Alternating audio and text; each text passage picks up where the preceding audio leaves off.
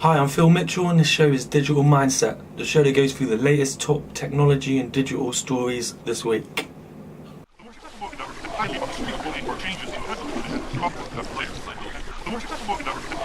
Hi, I'm Phil Mitchell and welcome to Digital Mindset, the show that goes through the latest technology news and digital news to keep you informed within a matter of minutes. So the top story for today is Apple's shares have fallen this week. 8% after hours trading. Basically, this is due to the fact that they sold less iPhones than was expected. They sold 51 million, which is still a record for them, but the expectations were about 55 million. There were whispers about 56, 57. So they kind of feel like that market's been saturated as such. There's so many options for iPhones now. You have, well, not just iPhones, but for smartphones. You have so many different Android versions. You have ruggedized Android versions, big. There's so many different options for Android, and then you've got one option for iPhone. What are you going to buy? People go for a phone. They want to be unique. They want to be cool. They don't want to be. I'm just following trends. I'm just following fashion and getting the iPhone because everyone else has the iPhone. But I know I don't want to be like that, and I presume a lot of other people, a lot of the iPhone or Apple fanboys, as they call them, were about being original and the kind of trendy graphic designers, hipsters, and they didn't like to think they're buying something that the masses is buying. So I kind of presume or think that might be a reason why the sales aren't doing as well as they expected. They're pushing Apple TV more, which is also an indication that they weren't happy with the sales numbers, so they're trying to push onto a new platform and make some money elsewhere rather than trying to flog a dead horse and get more sales for the iPhone.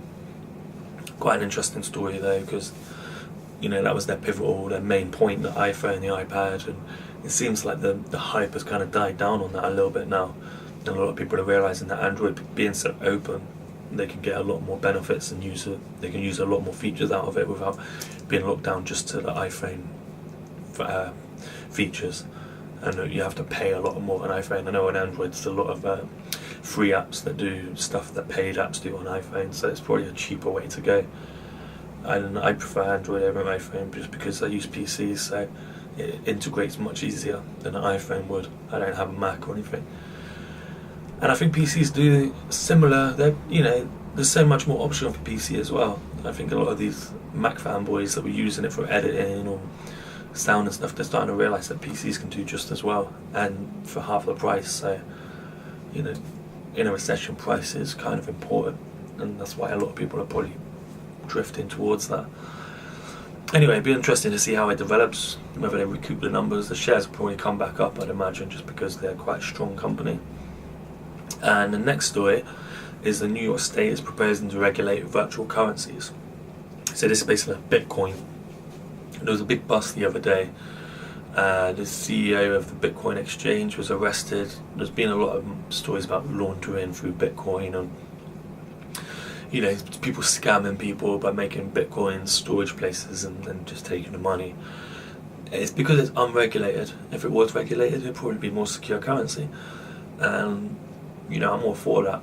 I think if it could become a secure digital currency, then it could benefit if, and I hope it doesn't happen, but if any currency collapses, it'd be a nice place to store some money so that your pounds or dollars aren't worthless. You could spend in Bitcoins. But I think there'd be a lot of people against this as well, because it's, as soon as it becomes regulated, then they can start turning it to a fiscal currency rather than based on the which is based on at the moment the cryptography, which makes it limited, which is what essentially a currency or a currency used to be based on a pound. So like the dollar used to be based on a pound and on gold, sorry. So you have a physical, tangible asset that's based on currency, and when it gets moved to a fiscal currency, then it becomes just a piece of paper with a number written on it, and it becomes less valuable because you can't exchange it for a tangible asset. Be interesting to see how that develops. Have you got Bitcoins? What do you think about Bitcoin? Be interesting to see what you say, so leave it in the comments below. Also, there's a lot of press about Facebook. There was a story that said 80% of Facebook users will be gone by 2015, I think it was. Mark Zuckerberg's come back and said that, it's not a fad. we're gonna either just saying good things about it, trying to make shareholders not panic and leave the ship. But here's something that will make you realise how old you are if you were around when Facebook. Well, of course, you'd be around. You know, people on Facebook aren't. Well, they might be, but it's 10 years old now. On February, I think it's February the 3rd or 4th or something. It's happened. It's 10th anniversary. 10 years since Facebook, and I remember using MySpace. So if that doesn't make you feel old, I don't know what will. Maybe seeing a picture of what the people from Fresh Prince of Bel-Air look like, that makes you feel old as well. I seen that on I think it's BuzzFeed the other day. It's like 10 years. That's flown by so fast. Moving on to the next story, Quentin Tarantino is trying to sue Gawker over he wrote a Hateful Eight script, and they linked to where people could get it illegally, and I think he says that he gave them a DMC takedown notice, so they should have removed the link to the illegal pirated material, but I don't think he did. I don't think they did, so he's now trying to sue them, and it's kind of an interesting story because it will set a precedent on how people link to illegal content. Because at the moment you can link to illegal content, well, you can't really, but if you do, and it's like on a user community where people are linking to things here and there, if you get a takedown notice, you just take it down and there's no legal recourse after that. But with this, he's had the takedown notice, didn't take it down, so in my view of copyright law, he's liable. Because if you're told something's copyrighted that you're linking to and you remove it, then that's fine. That's what DMCA was, the Digital Millennium Copyright Act, was created for, so that you had a user-generated community. So you have a forum or something like Facebook or Twitter. People may post illegal content on there, and it's out of your control because the users have the ability to do that. But if they post illegal content and you're asked to remove it because it's illegal, and you don't remove it because it's generating revenue or such, then you're liable for linking people to illegal content, and there should be some legal actions against that, because I don't think it's fair on the content producers. It devalues their work and also makes it less likely that somebody's going to buy that from them. So it'll be interesting to see how that case ends up, whether he wins. I think he probably will, because they were told and they didn't remove it, which is kind of fair. If somebody took some of your work and put it up and you told them to remove it because it was illegal and they didn't, I think you would feel the same. Also, the next story is super rare Nintendo game has hit eBay. There's only 116 copies ever produced. It's called Nintendo World Championships, and it had like Tetris and Mario. I think it had 3 games. It was made for a computer gaming event, and there was only a few produced, and this one is on eBay. It's a little bit kind of rough because the sticker's been ripped off and someone's written Byro Mario on it. But because it's so rare, I reckon it's going to go for quite a high amount. There were gold ones made that were going for silly amounts of money back in a little while ago, but we'll see how this one ends up with the bids. Also, Imgur. I don't know if you used Imgur. It's an image sharing site. There's a lot of clones and copies now, 9gag and other guys, but Imgur was like the original. It was linked. Reddit uses it to host a lot of their images, and they've just announced that they have an analytics feature, so you can see where your referrals are coming from and how viral your images are going. It's quite a good step for Imgur, because I think they need to incorporate something new to keep new users on there and keep people on there.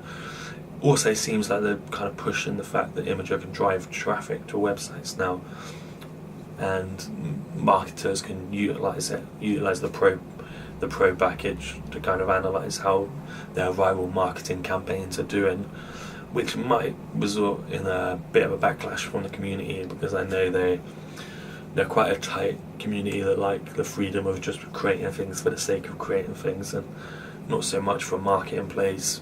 So it'd be interesting to see how they respond to this. But top users are going to be interested in seeing how their work gets viral and gets a lot of views anyway. So it'd be a two-sided sword. They might be mad because a lot more marketers are utilising Imgur, but they might be happy because they can see how their own content is doing. And the final story for today is Yahoo's revenues declined again on their last earnings reports.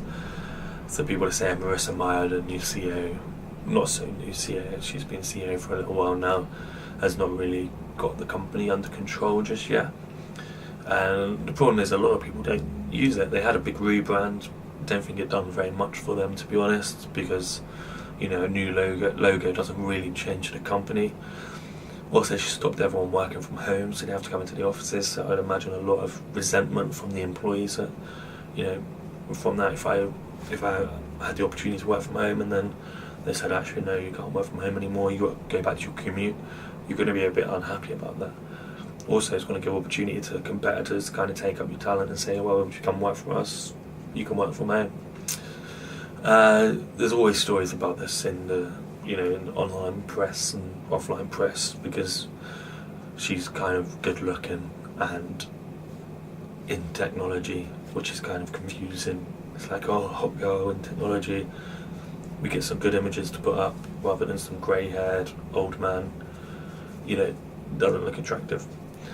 They do get a lot of press from that, but it doesn't seem to really had a big influence on their bottom line, which is not good for them really, because they're holding on by a thread at the moment. That's all the stories for Digital Mindset today. I hope you've enjoyed the show. If you have any comments, questions, or any responses to this, leave them in the section below.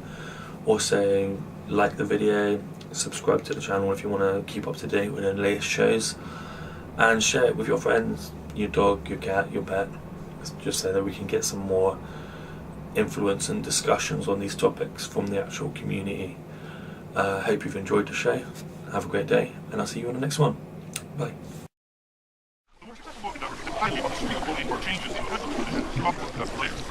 The more